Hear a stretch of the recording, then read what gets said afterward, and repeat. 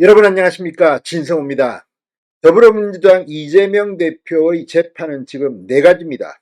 그렇지만 이 중 가장 중형이 선고될 수 있는 것은 서울중앙지법이 하고 있는 대장동, 백현동, 위례신도시, 성남FC 뇌물 및 배임 의혹 재판입니다. 자, 그런데 오늘 서울중앙지법이 이재명 피고인을 향해서 굉장히 중요한 결정을 내렸습니다. 자, 지금 이 기소된 지 벌써 엄청난 시간이 흘렀고 재판만 이 1년 정도를 받고 있는데, 오늘 위례 신도시 관련 심리를 마무리하겠다고 재판부가 선언했습니다. 그리고 이제 대장동 재판이 시작됩니다. 이재명 대표로서는 가장 중형을 선고받을 수 있는 가장 범죄 혐의가 심각한 게 대장동입니다. 여기에 성남FC 제3자 뇌물 혐의는 유죄로 판단되면 상당히 오랜 기간 이재명 대표는 감옥에 있어야 할지도 모르는 겁니다. 그런데 문제는 시간입니다. 자, 이 네 가지 위례신도시, 대장동, 백현동, 성남FC 이걸 쪼개서 하자는 이야기가 검찰 내에서 나온 모양입니다. 오늘 더불어민주당의 친명계 의원 모임의 검찰 토론회에서 박찬대 이 원내대표가 이런 말을 했습니다. 자, 이재명은 어떻게 될까요? 오늘 재판부가 밝힌 걸 보면 이대로 가면 정말 이 대장동, 백현동 이 네 가지를 함께 하다가는 뭐 3년이 걸릴지 4년이 걸릴지 모릅니다. 1심 재판만 그렇다는 겁니다. 아무리 사법부가 특정인을 봐줘도 이렇게 봐줄 수 있느냐는 비판이 나올 수밖에 없습니다. 자, 민주당 의원들 스스로가 이렇게 이재명이 재판을 많이 받으면 식물 정치인이 될 수 있다고 말했습니다. 박찬대 의원의 말입니다. 이걸 보면 이재명 대표 이제 10월, 11월 연달아 선거법 재판, 위증교사 의혹 재판의 1심 판결이 나옵니다. 어쩌면 이재명 대표의 정치 생명도 머지않아 스탑될지도 모르겠습니다. 진성호의 융단 폭격 시작합니다. 이재명 민주당 대표를 융단 폭격합니다. 방송에 앞서 아직 진성호 방송에 구독자가 아니신 분은 붉은색 구독 버튼 눌러주십시오. 더 좋은 방송으로 보답하겠습니다. 자, 크게 네 갈래인 이재명 대표의 각종 특혜 의혹 재판의 첫 번째 범위 위례 신도시의 의혹 심리가 이달 마무리됩니다. 기소 19개월 만입니다. 재판이 본격 시작된 지 1년 만입니다. 이후 네 갈래 중 가장 범위가 넓고 복잡한 대장동 개발 특혜 의혹 심리가 이제 본격적으로 시작됩니다. 서울중앙지법 형사합의 33부는 오늘 재판을 심리하며 이렇게 말했습니다.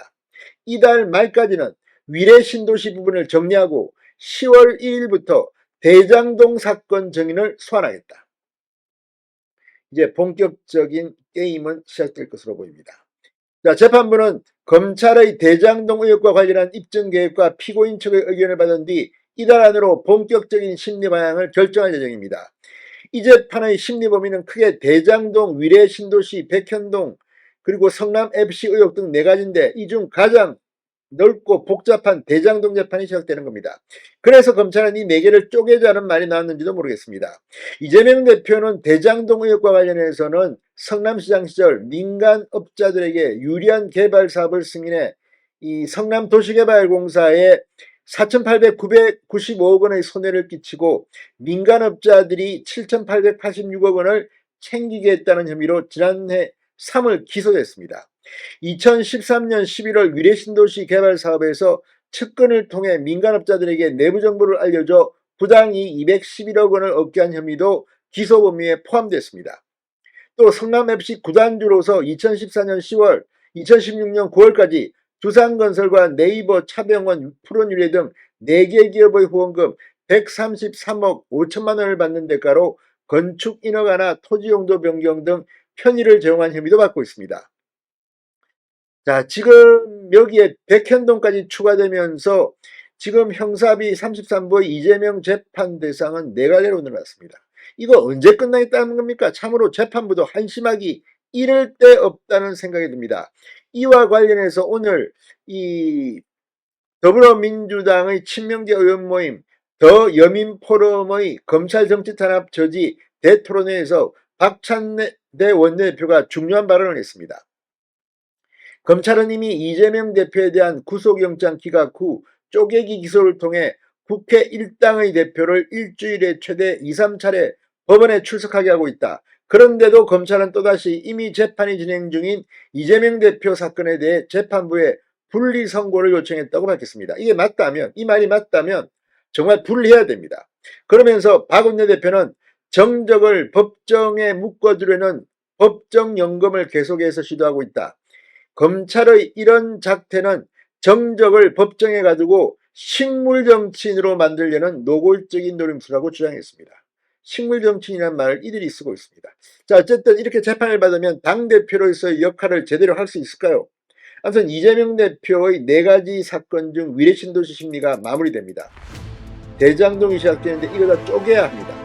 사법부의 현명한 결정을 기대해봅니다. 진성호의 융단 폭격이었습니다.